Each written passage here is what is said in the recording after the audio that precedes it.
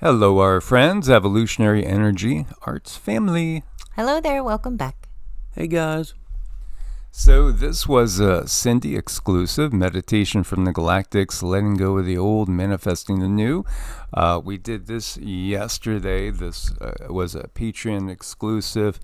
And as we've shared with you guys, we have different tiers over there with different benefits. And we are in the process of expanding what's going to be a very large series on how to do energy work and understanding energy work.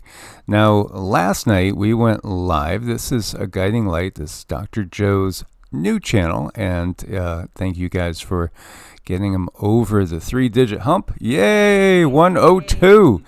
And then Universal Talking, 816 subscribers, so that was nice. We had a nice big push. And we did a live over there. So this was the first live in, I don't know, maybe ever, because you got to remember this was, Joe was way ahead of his time. He was doing, this type of thing 15 years ago. And, YouTube had limits on things like, time for... how much they let you time-wise do a video for. It was just a different world back in those days. But here, this was a interview he did with me and Cindy, and it was a lot of fun, and it was just very relaxed, and it felt really good. Yes, it was a lot of fun. We had some really good support over there, a great crowd, and just completely enjoyable. It went over an hour, and it just felt like 10 minutes. Yeah, it went quick. Back in those days, I remember that you could only post for up to 10 minutes. And so, I have a lot of 5-minute clips on this, and people are still to this day, 15, 16 years later, they'll find it somehow. And they're upset. They're like, oh, this is one of those, bait and switch things or something. I'm like, you have to realize I was only allowed to do 5 minutes back then. And also YouTube was owned by YouTube. It wasn't bought out at that point yet by Google. I mean, I went through this whole history of things, and back then we didn't even know what shadow banning was. It wasn't even a term, but we knew we were being manipulated, which was, again, this was so early on. We had our own counter. We had this earth that rotated in a visual. And so every time somebody would pop up, the crew, at Universal Talk, my tech guy and some other people that was helping me out, we'd all scream, Brazil! And, and they'd be in the house. And then, it was really fun. In fact, I'd like to actually maybe see if I can find that and put that on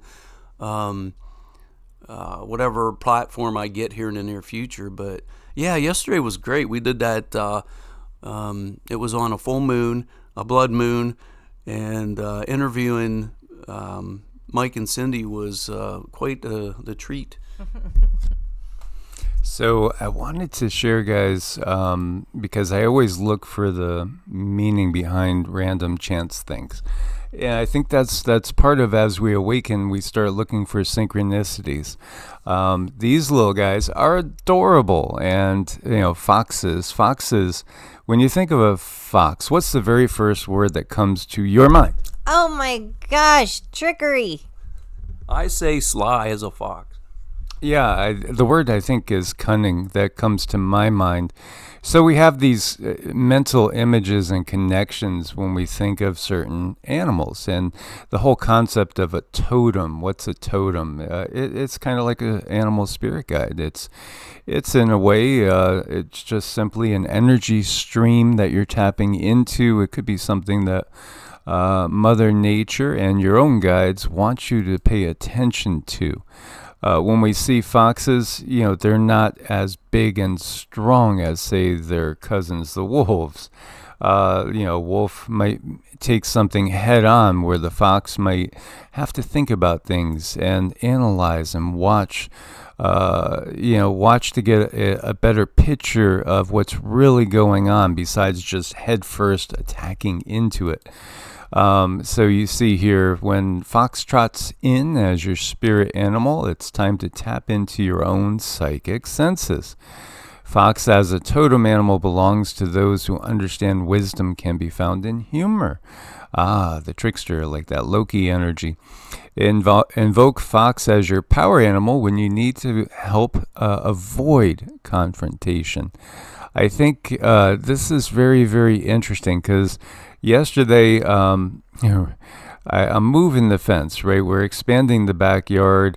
We're getting ready to start planting things. Ultimately, hopefully, have a little orchard, have greenhouse, lots of things growing, and chickens. Now, you don't want a fox in the hen house. That's something you do not want to have. And yet the first thing that I saw when we saw this particular house was a fox crossing the backyard.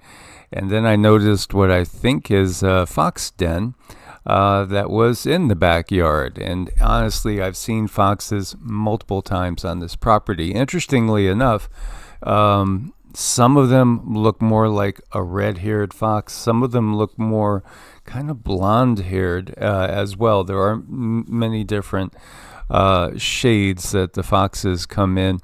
So yesterday, right where Cindy was giving me a location for the hen house, where she had this vision. We should put it slightly in the hill, over by the woods, and in this wooded area right behind the shed that we have over there.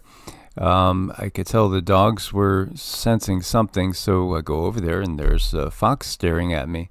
And it just was looking at me, and then it turned around and went off behind the hill. And so, it just hit me in multiple ways. It's like cautious, as we were saying and thinking we're going to have to do multiple fences. So I've been expanding the fence out, and then we're going to have to do, we want it to be within where the pups can range. But at the same time, we want it to be out of the way of falling debris, and we want it to obviously be in a spot that's going to be secure for the hens themselves.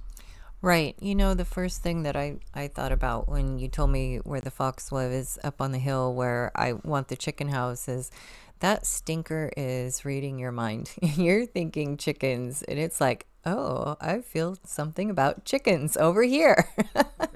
Yeah. Because they are, they do read energy, so they're not like us. They read what's going on, and so I think they definitely know humans, and they understand the thought of chicken, and maybe this thing was just going right to it. Our animals, we really underestimate them when it comes to communication. I think they're masters. Well, we talk about energy all the time, and so for sake of communication, we have definitions of various things, so that we can communicate harmoniously with one another, hopefully. And so Ted Andrews has a book and then a pocket guide that I used to carry with me called Animal Speak. And now, it's no different than going to a different psychic. Like, there's no textbook that says, hey, if I see a red aura or a red hue around your head, it means that you have a migraine. And every psychic has the exact same thing. But what's important is to maybe stick with the one that resonates with you. I got a text the other day that was like, hey, I saw this number 1111, and I had this question in my head, like, what should I do? And I knew that meant to me that it was, I need to follow through with my plans. And so depending who your go-to is for symbolism, whether it be numbers, animals, whatever it is, if you stick with that, that means something to you personally. And so what I found is, when I was doing this early on, I'm like, well, what does a fox mean? And I would, look on the internet. And it got to the point where I'm like, well, this is confusing because this particular person is saying this, which is similar but not exactly the same. So to me, the way the universe brings me the energy, the information, is I have a go-to, which happens to be Ted Andrews. And I had carried that pocketbook, pocket guide, I should say, with me in my travels. And I'll tell you what, it was so strange because things that you rarely see in nature that cross your path, like say a bobcat or something would come out and you'd be like, oh my God, I wonder what that means. And you look it up right when you had a question almost, and it was like, what was the last thing I was thinking of when I saw that bobcat? And same with this fox. I mean, when you look it up, it has a particular personal meaning to you. And so I'm a true believer in, animal speak, and they cross your path, and, they have a message for you. Right. It's the energy. It's the energy you carry and the energy they carry, and they manifest themselves in the same physical realm for a reason. So that's where paths get crossed, and that's why indigenous people, they keep their symbolism very close to their hearts. To them, it means so much because they understand this 3D realm, and they understand what it means if turtle crosses your path. That's a big deal. So we've kind of lost a lot of that, and with my own personal journey, there's been, I have had struggles in making sure that what my belief is, it's my belief. I've had to sit down and pick these things apart and figure it out for myself, because not always, things don't always resonate for me. I'm like, look at something that's like, that is not right. And I'll be blank for a minute, and I'll sit and meditate, and then the answer will come to me. So we all, I think people should do that, because it's more centered in your belief. Yeah, absolutely. So the phrase "cunning like a fox" came about for good reason. Nearly every culture regards fox symbolism as including stealthy, near-silent movement, because creatures so well acclimated to the space it inhabits. Immediately, fox represents slyness, elusiveness, mysterious, and adaptability. Some cultures, including those of China and Peru, suggest the fox spirit has godlike powers and the animal can shapeshift into human form. In Native American tradition, fox is the fire bringer who possesses healing abilities and has strong ties with shamanic practices. Fox symbolism has ties to the divine, supernatural abilities, holistic healing, and arcane knowledge. In other words, it's an exceptional spirit ally. As a spirit guide and wise messenger, it may come to you when you're starting an ill-conceived project or relationship. Highly intelligent and a bit of a trickster, fox knows all too well when there's malicious trouble afoot. The creature's appearance often serves as a warning, one urging you to heighten your awareness of surrounding conditions. Can help you find clever solutions for addressing the issues at hand. The answers often require you to persist in the face of trouble and remain determined until you see your way through the present difficulties. Fox also encourages you to give some serious forethought to any action you plan to take to prevent additional problems arising from rash action. The creature wants you to get past illusions, adapt to your discovery, and see things with flawless clarity before forging ahead. It's a central character in Aesop's fables. Stories often depict Fox as a brilliant con artist. Aesop's stories also portray Fox as a teacher who shows humans how to overcome the fear of the unknown.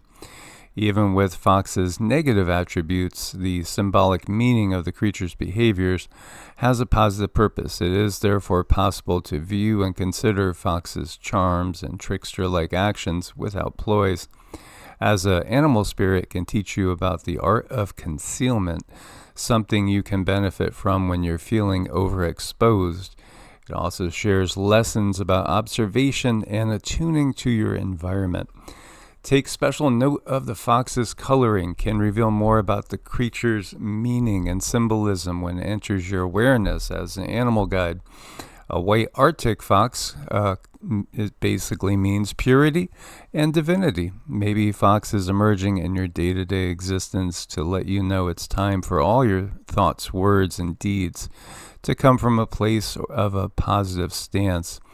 A fox with a fiery orange or red color fur has ties to the fire element and solar symbolism.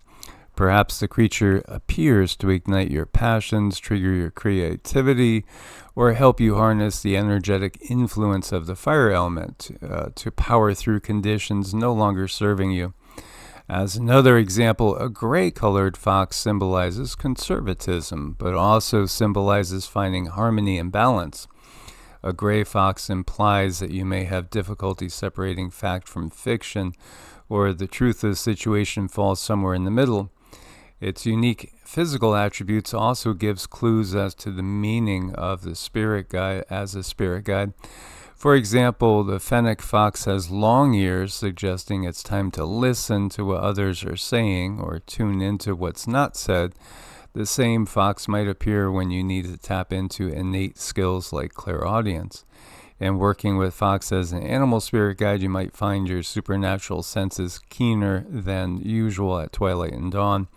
These are the in-between times that hang on the edge of other realms in reality.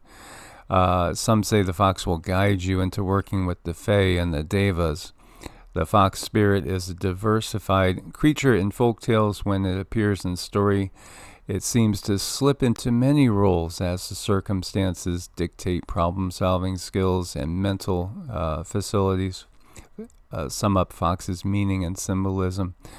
It is interesting. Again, this is one of those things that on my journey I started paying attention to more in my early 20s. This is what we were talking about last night when Joe was asking about, when did you start going down the path of more inner exploration instead of, the dogmatic way of doing things. I think it's always been kind of like in me, but really going down more of a shamanistic path was, I'd say right around maybe 21, 22, early adulthood. And I would make note of things like, animals crossing your path, as there could be a meaning. Now, I did tarot cards yesterday too, and it was interesting. The reading, I was just looking for general guidance, and I do feel that we are very close to some dramatic changes in the world scene and structure.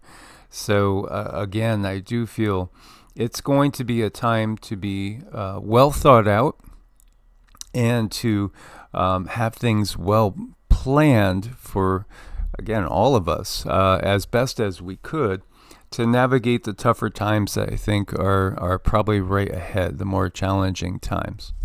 Well, I think adaptability, because these creatures, they're quite amazing in their adaptability efforts. To them, it's almost effortless. They can just blend with the etheric realm. They can blend with the 3D. They camouflage. They survive, and they're really pretty looking. Yeah, they're very agile, and so they can pivot on the dime. So I remember watching a clip, probably on YouTube. It was a little video, and the gentleman, I think it was a gentleman, this was a few years ago. Anyway, he had a dog, and he also had a fox. And it was amazing to me how much more agile the fox was than the dog. Like, he jumped up on this log and he was all over it. And the dog, he was like, how the heck did you get up there so quick? And he's just pivoting back and forth. And so the times that we're in are going to require us to pivot and maybe change directions. And so just prepare yourself. Again, we always say, don't be scared, be prepared. Prepare yourself for the worst and, hope for the best. So. Yeah, I think with the fox, again, it can be thought of as mischievous, right? Clever, yet they're self-assured and they're fearless, and they also tell us to observe and discern. I think, again, when you're talking about that bigger geopolitical situation and perhaps like a wartime scenario, you definitely want to be on the lookout. You want to be aware. You're noticing everything, you're feeling into everything, you're sensing everything. Yet, you're confident because you're going to navigate through these times, as these times are just going to be They're just a bumpy patch of the road, and the trail leads on past these times. So seeing that, and even seeing that again, the path itself is one in which it's going to lead to much better times overall, even though the road straight ahead might be pretty bumpy. In the reading yesterday with the tarot, there was several things that came up about paths. And it was curious because, again, there's one card was showing new beginnings, which, yes, we are going into new territory. And then another card was showing like 3 different paths, one well-worn, one a little bit more camouflaged, and one that you really had to look for. So, there's lots of, I don't want to even say warnings, but there's lots of alerts, and things that we've been alerted about as far as potential difficulties in navigating. So, this is where the rubber hits the road, in the sense that we really have to be hands-on and have that daily spiritual practice to have that good connection to your guides, because again, each one of us is having a unique path and a unique experience, and it's discerning what the higher self has really planned for you. So much of the time you'll hear people say, well, it's whatever God has planned for me. Well, it's really what you're talking about is what you have planned for yourself, and just you're on this side of the veil, so to speak, and you don't have all the clues. You got to go looking for those clues. This is where it's observation and discernment, to discern what is the path that I laid out for myself from before coming into the physical body. Mm-hmm. Right. It's, you're putting together pieces of the puzzle and seeing where things fit, and if that feels right for you. It takes a little time. It takes some effort going within, getting in touch with yourself, getting in touch with nature. And the more you can do that, the easier these puzzle pieces come together.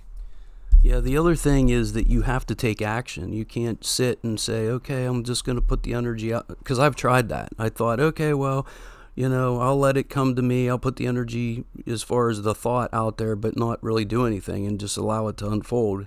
But you literally and physically have to put action in a direction, and then things, if you go in the direction of your highest excitement, then you're inspired or in spirit. Those are the times when all of a sudden miracles happen, or you get into the synchronistic, bam, bam, bam, all these things just line right up for you because you have this excitement about you. Mm-hmm. Mm-hmm. Yeah, exactly. So, we are here to learn, to grow, to explore, and perhaps to try to leave this place a little bit better than when we came here. Foxes in some cultures, they're seen as good luck omens, and happy Hatter Day. He's a little cutie. It's not sweet. Yeah, look at this guy. He looks like Wile E. Coyote almost to me right there. He's like got this little Yeah, he's like a fire fox. You got to watch out for that fire element energy. It will definitely get you places if you call on the fire element. So you can see that in this fox here, and you can also see that if you call on Kali. As always, guys, thanks for your support. We couldn't do it without you guys. To make an appointment, it's evolutionaryenergyarts@gmail.com. Again, thanks for your support on Patreon, and each level does have different benefits. Look forward to your comments. Source bless, and namaste. Namaste. Namaste.